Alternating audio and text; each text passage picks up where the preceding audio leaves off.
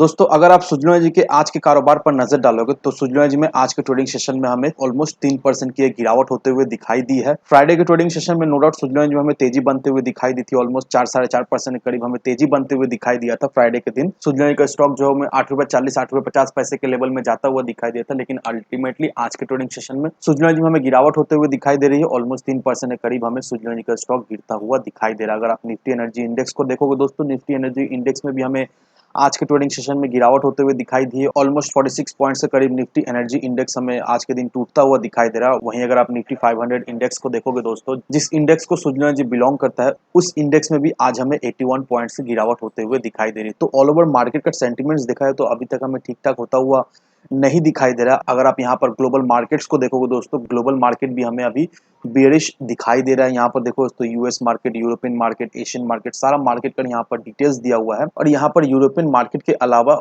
Almost सारे market में हमें बेरिश सिग्नल दिखाई दे रहा है और इसका असर देखा जाए तो हमारे मार्केट में पड़ता हुआ दिखाई दे रहा है। आज के ट्रेडिंग सेशन में निफ्टी हमें ऑलमोस्ट 73 पॉइंट्स के करीब गिरता हुआ दिखाई दिया है। दैट मींस ऑलमोस्ट 0.42% के करीब हमें निफ्टी 50 हमें गिरता हुआ दिखाई दे रहा है।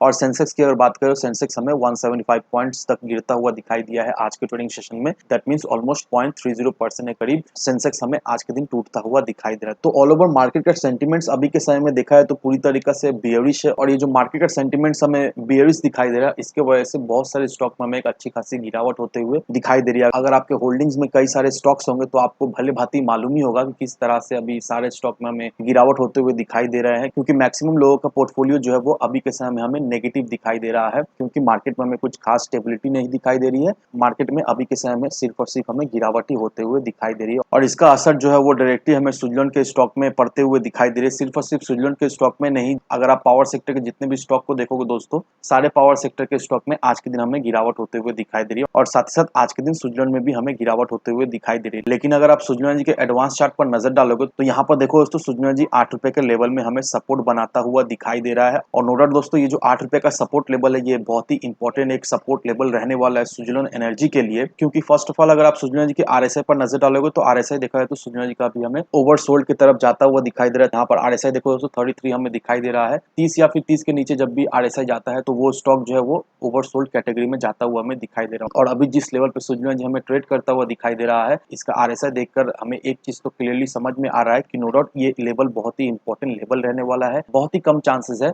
कि ₹8 के सपोर्ट लेवल को सुजलॉन जी आने वाले समय में तोड़े। साथ ही साथ अगर आप सुजलॉन जी के 200 डेज मूविंग एवरेज को भी देखोगे दोस्तों, तो यहाँ पर अभी के समय में जो सुजलॉन जी हमें ट्रेड करता हुआ दिखाई दे रहा है, ये अभी 200 डेज मूविंग एवरेज के लेवल में हमें सुजलॉन जी ट्रेड करता हुआ दिखाई दे रहा है, जो कि देखा जाए तो एक अच्छी बात है, क्योंकि अगर मिड टर्म के बेसिस में देखें तो 200 डेज मूविंग एवरेज एक बहुत ही इंपॉर्टेंट मूविंग एवरेज हम लोग कंसिडर करते हैं किसी भी स्टॉक में इन्वेस्ट करने के लिए। और यहाँ पर अभी जिस लेवल पे सुजलॉन जी हमें ट्रेड करता हुआ दिखाई दे रहा है, ये एक बहुत ही इंपॉर्टेंट जोन रहने वाला है सुजलॉन एनर्जी के लिए। तो अगर आप सोच रहे हो सुजलॉन में फ्रेश एंट्री लेने का, तो इस लेवल से आप फ्रेश एंट्री ले सकते हो। यहाँ से आपको मिनिमम शॉर्ट टर्म में 15 से 20% का तो रिटर्न मिलेगा ही मिलेगा। तो इन सारे फैक्टर को कंसिडर करो, उसके बाद ही अपना एक इन्वेस्टमेंट डिसीजन लो। लेकिन दोस्तों, मेरी आपसे एक ही विनती रहे कि विदाउट एनी डिटेल रिसर्च के बिना कहीं पर भी इन्वेस्टमेंट ना करें। वीडियो अगर आपको पसंद आए तो लाइक से सब्सक्राइब जरूर करना। तो चलिए फ्रेंड्स, मिलते हैं हम अगले वीडियो में।